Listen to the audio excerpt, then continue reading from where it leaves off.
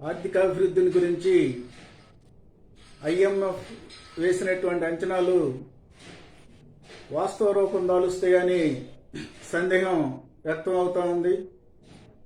IMF వేసిన అంచనాలు భారతదేశానికి సంబంధించి అత్యధికంగా ఉన్నాయని చెప్పి అనిపిస్తూ ఉంది. ఈ సంవత్సరం దేశ ఆర్థిక వ్యవస్థ 12.5% పెరుగుతుందని, వచ్చే సంవత్సరం అంటే 2022లో 6.9% అభివృద్ధి జరుగుతుందని చెప్పి ఐఎంఎఫ్ పేర్కొంది. ఈ అంచనాలు సందేహాస్పదంగా ఉన్నాయి. ఈ సంవత్సరం అంటే 2020-21 ఆర్థిక సంవత్సరంలో అంటే గత సంవత్సరం ఈ సంవత్సరం మార్చి 31తో అంతమైనటువంటి ఆర్థిక సంవత్సరంలో దేశ ఆర్థిక వ్యవస్థ 8% పైగా కుదించుకుపోయింది. GDP rate కుదించుకుపోయింది. ఇప్పుడు ఈ ఆర్థిక సంవత్సరంలో మళ్ళీ 12.5% అభివృద్ధిని సాధించాలంటే ఆర్థిక కార్యకలాపాలు చాలా జోరందుకుంటే తప్ప, విపరీతమైనటువంటి వేగంతో పెరిగితే మినహా అంతటి పెరుగుదలని సాధించడం అనేది సాధ్యం కాదు. అంత జోరుగా ఆర్థిక కార్యకలాపాలు జరగాలంటే ఉత్పాదక కార్యకలాపాలు, సేవా రంగం, వ్యవసాయ రంగం అన్ని రంగాల్లోనూ ఉత్పత్తి తీవ్రమైనటువంటి వేగంతో జరగాలి. మొత్తం వాణిజ్య కార్యకలాపాలు, ఉత్పత్తి కార్యకలాపాల్లో వేగం ఉండాలి. అది జరగాలంటే మొదట ప్రజల కొనుగోలు శక్తి ఉండాలి. ప్రజల దగ్గర, రైతుల దగ్గర, కార్మికుల దగ్గర, వ్యవసాయ కార్మికుల దగ్గర, ఇతర ఉద్యోగులు, వ్యాపారం చేసే తరగతులు, ఇటువంటి తరగతుల దగ్గర కొనుగోలు శక్తి పెరిగితే ఆర్థిక కార్యకలాపాలు వేగం పుంజుకుంటాయి. కానీ ప్రభుత్వం అనుసరిస్తున్నటువంటి విధానాలు ప్రజలందరి కొనుగోలు శక్తిని తగ్గించే విధంగా ఉన్నాయి. వ్యవసాయ కార్మికులు, రైతాంగం వీరికి సంబంధించి ప్రభుత్వం చేసినటువంటి వ్యవసాయ చట్టాలు వ్యవసాయ రంగంలో ఆదాయాన్ని, వారి యొక్క కొనుగోలు శక్తిని తగ్గిస్తాయి. అలానే లేబర్ కోడ్లు దాదాపు 40 కోట్ల మందిగా ఉన్నటువంటి అసంఘటిత రంగ కార్మికుల యొక్క ఆదాయాల్ని, వారి కొనుగోలు శక్తిని ఈ లేబర్ కోడ్లు తగ్గిస్తాయి. ప్రభుత్వం అనుసరిస్తున్నటువంటి ఆర్థిక విధానాలు చిన్న వృత్తులు, వ్యాపారాలు మొత్తాన్ని దెబ్బతీసి ఆర్థిక రంగాన్ని అంతా కూడా బహుళజాతి సంస్థలు, బడా కార్పొరేట్ల చేతుల్లో పెట్టే విధంగా ఉన్నాయి. కాబట్టి ఇటువంటి పరిస్థితుల్లో ఈ సంవత్సరం 12.5% జీడిపి పెరగటం అనేది సందేహాస్పదం. వచ్చే సంవత్సరం కూడా 6.9% అదనంగా పెరగటం అనేది కూడా ఇది కష్టమైనటువంటి విషయం. అలా జరగాలంటే అసాధ్యమేమీ కాదు. కానీ ప్రభుత్వ విధానాల్లో మార్పు రావాలి. ప్రభుత్వం బడా పెట్టుబడిదారులకి, వాళ్ళకి సంపద కట్టబెట్టే విధానాలను మాని ప్రజల చేతుల్లో కొనుగోలు శక్తి పెట్టి ప్రజల యొక్క ఆర్థిక స్థాయి పెరిగే విధానాలను అనుసరిస్తే మనం 12.5% అభివృద్ధిని సాధించడం కష్టమేం కాదు. వచ్చే సంవత్సరం కూడా అంతకన్నా ఎక్కువ సాధించవచ్చు. కానీ ఈ విధానాలు ప్రభుత్వం ఏం చేస్తుందనేది, ఏ విధానాలు అనుసరిస్తుందనేదే ఆర్థికాభివృద్ధిలో కీలకమైనటువంటిది. ప్రభుత్వ విధానాలు బడా పెట్టుబడిదారులను పెంచే విధంగా ఉన్న తర్వాత ప్రజల దగ్గరకు ఆదాయం రావటం అనేది సాధ్యం కాదు. ప్రజల దగ్గరకు ఆదాయం రాకపోతే, ప్రజల కొనుగోలు శక్తి పెరగకపోతే, నువ్వు పరిశ్రమలు పెట్టినా, లేదు ఉత్పత్తిని ఇంకో రకంగా పెంచాలనుకున్నా, ఆర్థిక అభివృద్ధి సాధించాలనుకున్నా అవన్నీ కాగితాల మీద మిగిలిపోతాయి మినహా వాస్తవంగా అమలు జరిగేటటువంటి పరిస్థితి ఉండదు. కాబట్టి ఆ విధంగా ఈరోజు మన ప్రభుత్వం అనుసరిస్తున్నటువంటి విధానాలు ఇవి పెరుగుదలకు దోహదం చేసే కాదు, ఆర్థికాభివృద్ధికి దోహదం చేసే కాదు, కేవలం బడా పెట్టుబడిదారులు, పెద్ద పెట్టుబడిదారుల అభివృద్ధికి దోహదం చేసే మాత్రమే. కాబట్టి ఐఎంఎఫ్ చెప్తున్నటువంటి లెక్క, వాళ్ళు చెప్తున్నటువంటి అంచనాలు ఇవి వాస్తవ రూపం దాల్చడం అనేది కష్టమైనటువంటి విషయం. ఇక మన దేశంతో పాటు ప్రపంచానికి సంబంధించి మరికొన్ని దేశాలకు సంబంధించి కూడా అభివృద్ధి అంచనాల్ని వెలువరించారు. వాటిని చూసినప్పుడు ఈ సంవత్సరం మొత్తంగా చూసినప్పుడు 3.3% ప్రపంచ ఆర్థిక వ్యవస్థ కుదించుకుపోయింది. అది వచ్చే సంవత్సరం, గత సంవత్సరం 2020లో 3.3% కుదించుకుపోయింది. ఈ సంవత్సరం అది 6%కి పుంజుకోవచ్చునని చెప్పి భావిస్తా ఉన్నారు. అలానే 2022లో అది 4.4%కి మళ్ళీ పెరగొచ్చని చెప్పి అంచనా వేస్తున్నారు.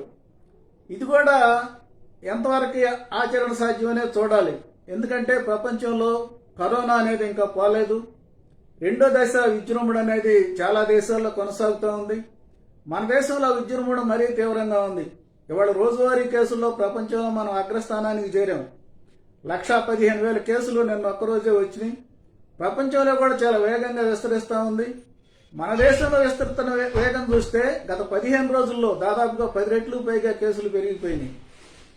మరి ఇంత వేగంగా మన దేశంలో విస్తరిస్తూ ఉంది, ప్రపంచంలో విస్తరిస్తూ ఉంది. చాలా చోట్ల పరిమితమైనటువంటి ఆంక్షలు మళ్ళీ విధించక తప్పనటువంటి పరిస్థితి ఏర్పడింది. ఇటువంటి పరిస్థితుల్లో ప్రపంచంలో మళ్ళీ ఆర్థిక వ్యవస్థ అనేది ఈ స్థాయిలో పుంజుకుంటుందా? ఈ సంవత్సరం 6.6% పుంజుకునే అవకాశాలు ఉన్నాయనేది డౌట్ఫుల్, సందేహాస్పదం. కాబట్టి దీన్ని పరిశీలించాల్సినటువంటి అవసరం ఉంది. మొత్తం కోవిడ్ని నిరోధించడం అనేది, దానికోసం టీకాను ఉత్పత్తి చేయటం, దాన్ని సక్రమంగా పంపిణీ చేయటం అనేది ఇంకా సక్రమంగా జరగటంలా అభివృద్ధి చెందినటువంటి దేశాలు తమ యొక్క ప్రజానీకానికి ఎట్లా ఇవ్వటం అనేది చూసుకుంటే మినహా వెనకబడినటువంటి దేశాలు ఆ దేశాల్లో ఉన్నటువంటి ప్రజానీకానికి ఎలా సరఫరా చేయాలనేది, ఆ దేశాల ఆర్థిక వ్యవస్థలను దృష్టిలో పెట్టుకుని, వాళ్ళు దెబ్బతిన్నటువంటి పరిస్థితిని దృష్టిలో పెట్టుకుని వాళ్ళకు కూడా టీకా సరఫరా చేద్దామనేటువంటి ప్రయత్నాన్ని తక్కువ దేశాలు చేస్తూ ఉన్నాయి. అందుకని ఇటువంటి పరిస్థితుల్లో మళ్ళీ ఇంత స్థాయిలో ప్రపంచ ఆర్థిక వ్యవస్థ పుంజుకుంటుందనేది సందేహాస్పదంగా ఉంది. అలానే ఈ పుంజుకునేటటువంటి దానిలో అమెరికా ఆర్థిక వ్యవస్థ పుంజుకోవటం అనేది ఈ సంవత్సరం ఎక్కువగా ఉండొచ్చు అనేది భావిస్తూ ఉన్నారు. అది మిగతా చోట్ల కన్నా 1.3% అదనంగా పుంజుకుంటుంది. కాబట్టి ఈ పెరుగుదల ఉండొచ్చు అనేది చెప్తా ఉన్నారు. అంటే అమెరికా ఈ సంవత్సరం 6.4% అభివృద్ధిని సాధిస్తుందని, వచ్చే సంవత్సరం అది 3.5% సాధిస్తుందనేది చెప్తా ఉన్నారు. అందుకని అమెరికా $1.9 ట్రిలియన్ ప్యాకేజీని బైడెన్ అధికారంలోకి వచ్చిన తర్వాత ప్రకటించింది. కాబట్టి కొంతమేరకు సానుకూలమైనటువంటి ప్రభావం చూపించవచ్చు. అది కూడా మనం పరిశీలించాల్సినటువంటి అవసరం ఉంది. అలానే ఇతర దేశాల గురించి మనం చూసినప్పుడు పెరుగుదల అనేది యూరప్ ఖండంలో, యూరప్ దేశాల్లో చూసినప్పుడు 4.4% ఉండొచ్చు అనేది. చైనా చూసినప్పుడు చైనా అభివృద్ధి ఈ సంవత్సరం 8.4% ఉండొచ్చు అని చెప్పి అంచనా వేస్తున్నారు. అలానే వచ్చే సంవత్సరం అది 5.6% ఉండొచ్చు అని అంచనా వేస్తున్నారు. చైనాని గురించి చేసిన అంచనాలు వాస్తవానికి కొంచెం దగ్గరగా ఉన్నాయి. ఎందుకంటే చైనా ఈ మహమ్మారిని అరికట్టడంలో చాలా శక్తివంతంగా వ్యవహరించింది. ప్రపంచంలో మొట్టమొదట వ్యాపించినటువంటి దేశం అదే. అక్కడ మొట్టమొదటిగా లాక్డౌన్ ప్రకటించారు వ్యాపించినటువంటి రాష్ట్రంలో. తర్వాత దాన్ని అరికట్టడంలో, విస్తరించకుండా అరికట్టడంలో, దానికి టీకాన్ని కనిపెట్టడంలో, ప్రజానీకాన్ని మొత్తాన్ని దాని బారి నుంచి రక్షించడంలో అత్యంత శక్తివంతంగా చైనా వ్యవహరించింది. అదే సమయంలో ఆర్థికాభివృద్ధి పెరుగుదల కూడా, ప్రపంచం అంతా కూడా ఆర్థికాభివృద్ధి పడిపోతే 2020లో చైనా 2.3% అభివృద్ధిని సాధించింది.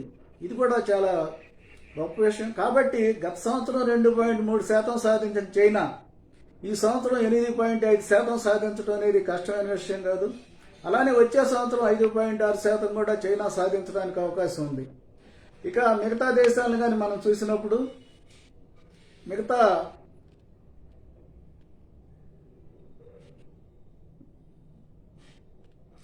దేశాలు ఈ 2020-24 మధ్య చూసుకున్నప్పుడు అభివృద్ధి చెందుతున్నటువంటి దేశాలు 5.7% ఆదాయాన్ని కోల్పోతాయని చెప్పి, అలానే మధ్యస్థాయిలో ఉన్నటువంటి దేశాలు 4.7%, అభివృద్ధి చెందిన దేశాలు 2.3% ఆదాయాన్ని కోల్పోతాయని చెప్పి IMF అంచనా వేసింది.